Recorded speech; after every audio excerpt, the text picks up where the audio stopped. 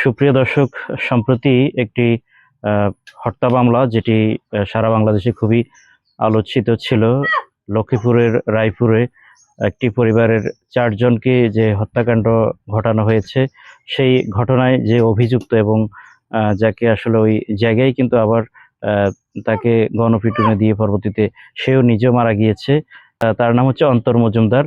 অন্তর মজুমদারের বাড়ি হচ্ছে নোয়াখালীর সুবর্ণচরের চর আমানুল্লাহ ইউনিয়নের চর বজলুল করিম গ্রামের ৬ নং ওয়ার্ডে বাবুল ডাক্তারের বাড়ি। আমি এখন সেই বাড়িতে আছি এবং সেই অভিযুক্ত এবং সেই খুনের সাথে জড়িত যে অন্তর, তার মা বাবা আমার পাশে আছেন। খুবই দুঃখজনক এবং আসলে হতাশাজনক যে এই প্রতিবেদক অর্থাৎ আমার নিজের এলাকা এটি। আমরা আসলে যখন এই ঘটনা জানতে পারছি তার ঠিকানাটা, তখন হচ্ছে আমরা ওনাদের সাথে সরাসরি আসলে কথা বলার জন্য এসেছি। আসলে বাস্তবতা হচ্ছে কিন্তু ওনারাও একেবারেই হতদরিদ্র একটি পরিবার এবং অন্যের আশ্রয়ে থাকেন। এবং আমরা প্রাথমিকভাবে কিছু কথা বলে জানতে পেরেছি আসলে তারাও কিন্তু জানতো না তাদের এই ছেলেটি কিভাবে আসলে এভাবে বকে গিয়েছে বা এই পথে গিয়েছে।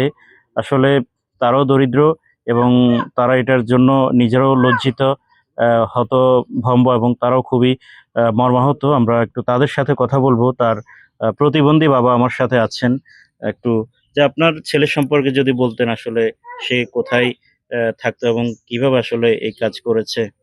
আমাদের বাড়িতে আছে, আমি জানি হ্যাঁ আমি জানি না, আমি কেস করতে আমি কেসে জানি না ভাই।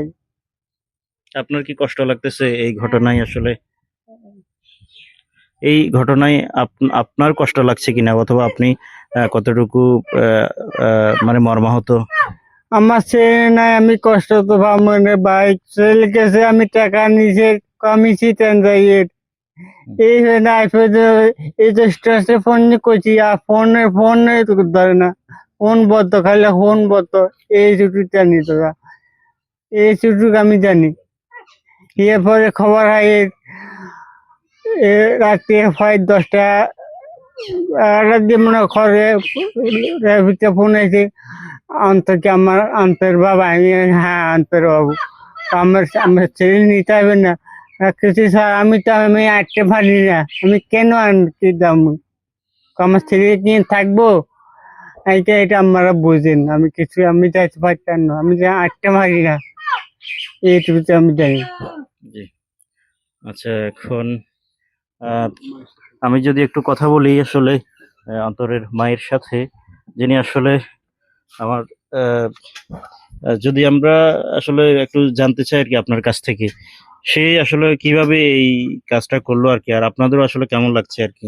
আমার তো খুব দুঃখ লাগে। আমরা তো মানুষ, আমার তো খুব খারাপ লাগে। আর কি করবো আমরা, আমার তো মুখে কথা নাই। আমরা গরিব মানুষ, আমার তো কোনো নাই। তো আসলে আপনার ছেলেও একটা অন্যায় কাজের সাথে জড়াই গেছে, অন্যদেরও আসলে করলো, নিজেও চলে গেল। আসলে আপনাদের এই আমাদের কষ্ট। তো দুঃখ লাগে, তো দুঃখ লাগে। আমার ছেলেও চলে গেছে, ওনারাও চলে গেছে, আমার তো খুব দুঃখ লাগে। তোলাটা যা 10 বছর থেকে বাইরে বাইরে কি করে, কোরাই থাক, কোরাই কি করে, কিছু করো না, আমি জানিও না। ছেলে কি লেখাপড়া করে নাই? অল্প করছে, ফলের ব্যবসা কইতো, কইতো ফলের ব্যবসা করি মা, ফলের ব্যবসা করি, এই কইতো। আপনাদের কি বাড়িতে টাকা পয়সা পাঠাইতো? আমারে কোনো টাকা পয়সা দেয় না, আরো আমার ইডি করে টাকা নিছে। মানে আরো বাড়ি থেকে টাকা নিয়েছে? আমি ওনকে কত টাকা মানুষের দিয়ে নিয়ে রেছি, আমি কেমনে এখন কি করবো আমি কিছু জানি না।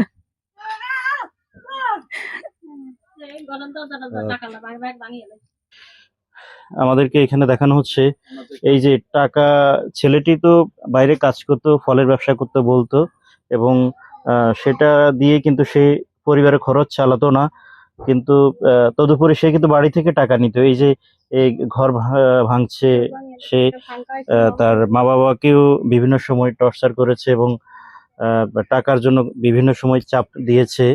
তার মা বাবা নিজেরাই এখন ঋণগ্রস্ত। আরো দুঃখজনক হলো তারা দুই ভাই বোনের মধ্যে সে বড় ভাই এবং তার যে ছোট বোনটা একদমই এই প্রতিবন্ধী।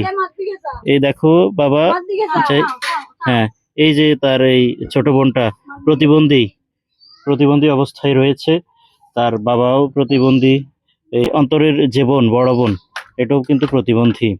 তো মা বাবার আসলে খুবই দুঃখজনক ঘটনা।